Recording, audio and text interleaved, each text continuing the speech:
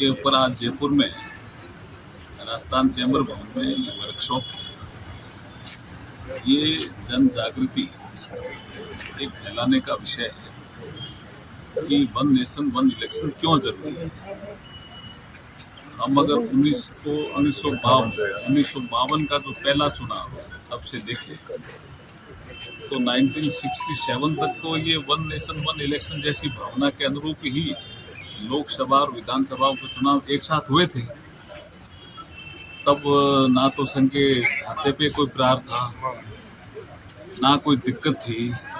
तो अब अगर लोकसभा और विधानसभा के चुनाव एक साथ हो जाएंगे तो जैसे कई बार विपक्ष आलोचना करता है कि साहब संघीय ढांचे पे प्रहार, तो 52 से 67 तक नहीं था, अब कैसे हो जाएगा। ये तो एक रिफॉर्म है, इलेक्शन रिफॉर्म। एक जमाना था जो वोटर आईडी नहीं थी, तो इलेक्शन कमीशन ने रिफॉर्म शुरू किया कि भाई वोटर आईडी होनी चाहिए। अब रिफॉर्म का कोई विरोध करे तो ये चीज समझ में नहीं आती। It is a election reform कि इलेक्शन से जुड़ी हुई जो रिफॉर्म की जो गतिविधियां चुनाव आयोग ने 1981 से शुरू किया, कोई अभी का विषय नहीं है। और जिस सभागार में हम आज ये प्रोग्राम कर रहे हैं, आदरणीय भैरव सिंह जी शेखावत सभागार है। भैरव सिंह जी शेखावत साहब का तो ये पेट विषय था। मुझे भी कई बार कहा कि लोकसभा और विधानसभा के चुनाव एक साथ हो तो बेटर है। उपराष्ट्रपति थे, मैं एमपी होकर के मिलने गया था, सब्जेक्ट उन्होंने रखा। और हम चैम्बर में इसलिए कर रहे हैं कि जो हमारी HLC बनी, हाई लेवल पावर कमेटी, उसके हमारे भारत के पूर्व राष्ट्रपति रामनाथ कोविंद जी उसके अध्यक्ष थे HLC के। उनकी रिपोर्ट में ही लिखा हुआ है कि अगर लोकसभा और विधानसभा के चुनाव एक साथ होते हैं तो GDP में 1% से लेकर के 1.5% तक इजाफा होगा। इसलिए हम चैम्बर, कुछ लोग मुझे पूछ रहे हैं चैम्बर में क्यों रख रहे हो प्रोग्राम।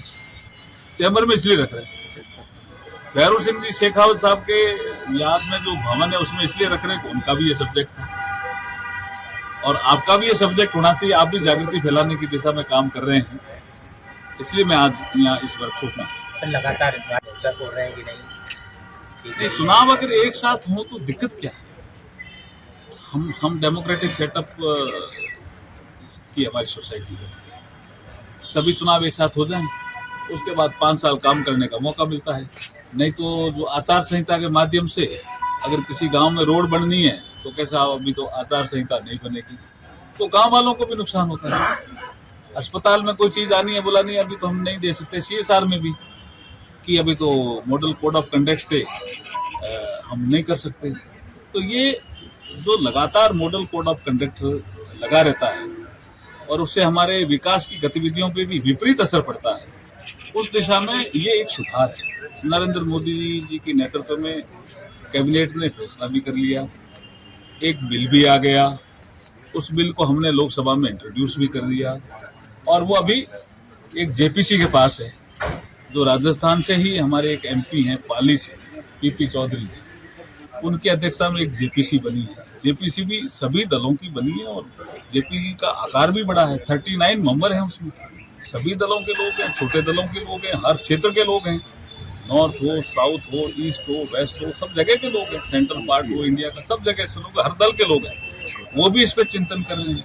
तो हम यहाँ जन जागृति के माध्यम से पार्टी ने भी एक काम हाथ में लिया और सुनील भार्गव जी को इसका कोऑर्डिनेटर बनाया कि राज्यों में भी काम हो तो राजस्थान में काम हो। इसके लिए सुनील भार्गव जी ने एक बड़ी टीम बनाई है, 25 लोग हैं उसमें, तो उन्होंने एक कार्यक्रम रखा और मैं उसमें उपस्थित हूँ।